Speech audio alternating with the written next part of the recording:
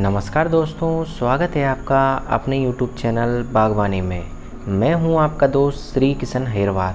आज हम बात करने वाले हैं अमरूद में आने वाली सबसे खतरनाक बीमारी के बारे में, जिसका नाम है अमरूद विल्ट, या हम इसको अंग्रेजी में बोलते हैं गुआवा विल्ट। इस वीडियो के माध्यम से हम जानेंगे कि इस बीमारी के क्या क्या लक्षण हैं, ये किस प्रकार के वातावरण में फैलती है और हमें इस बीमारी के नियंत्रण के लिए कौन कौन सी सावधानी बरतनी चाहिए, या इसके नियंत्रण के लिए हमें क्या क्या करना चाहिए जिससे कि हम अपने पौधे को इस बीमारी से बचा सकें। तो चलिए शुरू करते हैं। तो सबसे पहले हम जान लेते हैं कि अमरूद विल्ट के लक्षण क्या क्या हैं। मतलब अमरूद विल्ट की जब बीमारी आती है तो पौधे में कौन कौन से लक्षण दिखाई देते हैं और हमें कौन कौन सा नुकसान दिखाई देने लगता है। जैसे ही मानसून का सीज़न शुरू होता है, इसके लक्षण दिखाई देने शुरू हो जाते हैं, जैसे कि पत्तियों का पीलापन, पत्तियों का कमज़ोर होना। जैसे जैसे बीमारी का प्रकोप बढ़ता है वैसे ही पत्तियां झड़ने लगती हैं। इस बीमारी की वजह से ज़्यादातर टहनियों के पत्ते सूखकर नीचे गिर जाते हैं और इन टहनियों पर ना ही तो नए पत्ते आते हैं और ना ही फूल आ पाते हैं, और धीरे धीरे पौधे की टहनियाँ सूखने लगती है। अगर पौधों में फूल आए भी हैं तो वह सूख जाते हैं और लगे हुए फल सूखकर गिर जाते हैं और पत्थर के समान कठोर हो जाते हैं। बाद में पूरे पौधे की पत्तियाँ झड़ जाती है और पौधा सूख जाता है या मर जाता है। पौधे की जड़ों की बात करें तो जड़ें भी सड़ने लगती है। यह आपको ऊपर से दिखाई नहीं देगी, लेकिन आप पौधे के आसपास जब खोदकर देखेंगे तो जड़ें आपको सड़ती हुई नज़र आएंगी। वह कमज़ोर भी हो चुकी होंगी और सूखने भी लगती हैं, और इसी के साथ साथ पौधे की छाल भी आसानी से निकलने लग जाती है। यह बीमारी नए और पुराने पौधों दोनों में आती है, लेकिन पुराने पौधे जिनमें फल लगते हैं उनमें ये बीमारी आसानी से आ जाती है। मतलब ये हुआ कि जो पौधे पुराने हो गए हैं और अच्छे फल दे रहे हैं, अच्छा उत्पादन दे रहे हैं, उन पौधों में यह बीमारी आसानी से आ जाती है, जिससे कि उसका उत्पादन भी कम होता है और आपके बगीचे में बहुत सारा नुकसान भी देखने को मिलता है। अब जानते हैं कि यह बीमारी फैलती कैसे है। तो इससे पहले हमें यह जानना पड़ेगा कि यह बीमारी आखिर आती कहाँ से है, या यह फंगस जो बीमारी फैलाती है वह रहती कहाँ है। तो यह फंगस पहले से मिट्टी में ही प्रेजेंट होती है या रहती है।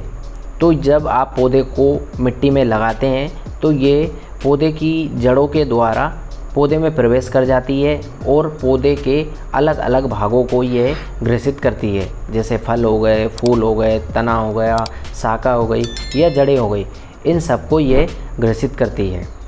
तो अब बात कर लेते हैं कि यह फैलती कैसे है।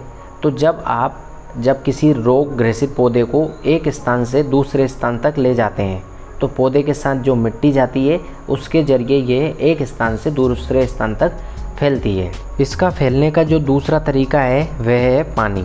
यह कुछ दूरी तक या कम दूरी तक पानी के द्वारा भी फैल जाती है। अगर पानी यहाँ से बहकर दूसरी जगह जा रहा है तो कुछ दूरी तक ये पानी के द्वारा भी फैल जाती है। इस बीमारी का फैलने का तीसरा तरीका, अगर पौधे की जड़ में कोई घाव बन जाता है, जड़ टूट जाती है, कट जाती है या डैमेज हो जाती है, तो ये बीमारी मिट्टी से पौधे की जड़ के द्वारा फैल जाती है। अब बात करते हैं कि इस बीमारी को फैलने के लिए अनुकूल वातावरण कौन सा चाहिए, या ऐसी कौन सी परिस्थितियां हैं जिसमें यह बीमारी अधिक फैलती है या फैल सकती है।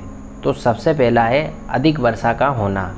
जैसे कि अगस्त सितंबर में अधिक बारिश होती है, उस समय इस बीमारी का फैलने का खतरा बहुत ज़्यादा बढ़ जाता है। लेकिन जैसे जैसे नवंबर दिसंबर आता है, इस बीमारी का प्रकोप धीरे धीरे कम होने लगता है। तो जब अधिक बारिश होती है तो किसान भाई ध्यान दें कि अगस्त सितंबर में आपके खेत में पानी ठहरना नहीं चाहिए। आपके खेत में जल निकासी का उत्तम व्यवस्था होनी चाहिए, जिससे कि पानी नहीं ठहरे और इस बीमारी का प्रकोप कम हो सके या हो ही नहीं। दूसरी परिस्थिति है अमरूद के बगीचे में लंबे समय तक पानी का ठहरना। इस बीमारी के लिए अनुकूल परिस्थिति बनाता है, इसलिए अमरूद के बगीचे में जल निकास की अच्छी व्यवस्था होनी जरूरी है। तीसरी परिस्थिति है जब अधिकतम तापमान 32 डिग्री सेंटीग्रेड और न्यूनतम तापमान 23 डिग्री सेंटीग्रेड और आर्द्रता 76% हो या उससे थोड़ी भी अधिक हो, तो यह तापमान और आर्द्रता बीमारी के लिए अनुकूल होती है। चौथी परिस्थिति है समय पर कोई भी उपयुक्त उपाय ना करना। मतलब अगर बीमारी के लक्षण दिख रहे हैं तो हमें समय रहते कोई उपाय करना चाहिए जिससे रोग की रोकथाम की जा सके। अगर आप शुरुआती स्टेज में इस बीमारी की रोकथाम के लिए कोई उपाय अपना लेंगे तो ये बीमारी फैलेगी नहीं और बाद के समय में आपको कोई भी प्रॉब्लम नहीं होगी।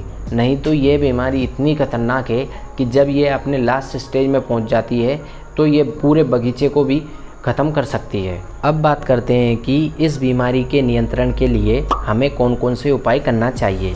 अगर खेत में बीमारी आ गई है और उसमें नुकसान भी हो रहा है तो सबसे पहले तो जो शाखाएँ या टहनियाँ सूख गई हैं या सूखने वाली है उनको काट कर फेंक देना चाहिए।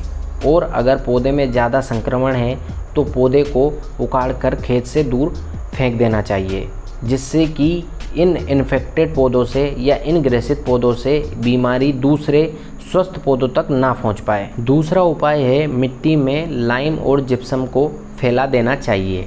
जिस प्रकार आप डीएपी और यूरिया को खेतों में फैला देते हैं उसी प्रकार लाइम और जिप्सम को खेतों में फैला देना चाहिए, जिससे मिट्टी का पीएच संतुलित रहे।